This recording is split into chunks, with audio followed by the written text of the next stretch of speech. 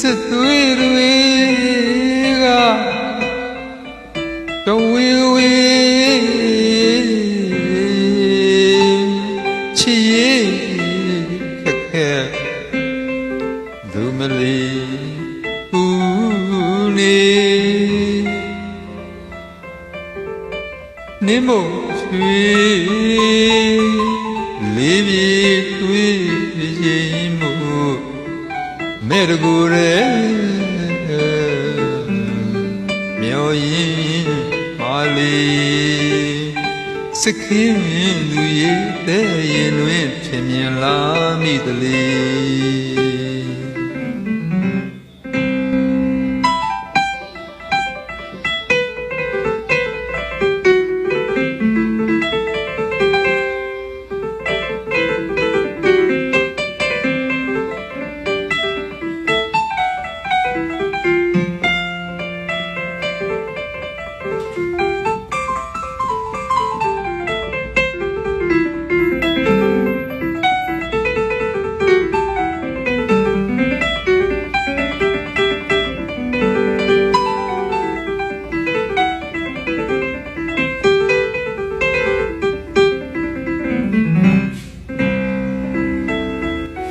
ဟော၍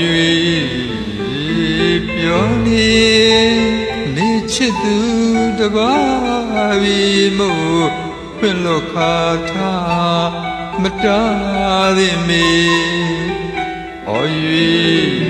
ပြောနေချစ်သူတပါးပြီးမို့ဖွင့်လို့ခါထားမတားသည်မေ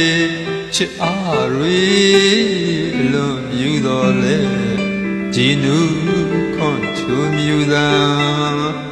ပြောရန်ခက်သေးအမေကျင်သူလေးရဲ့ကအဝေးနှင်း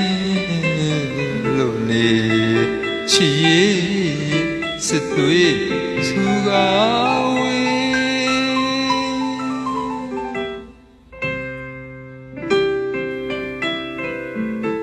မြာသွေးပြ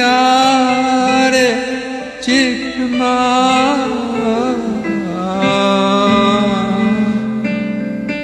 ပေါလဲဝါခိုင်ရွှေညာ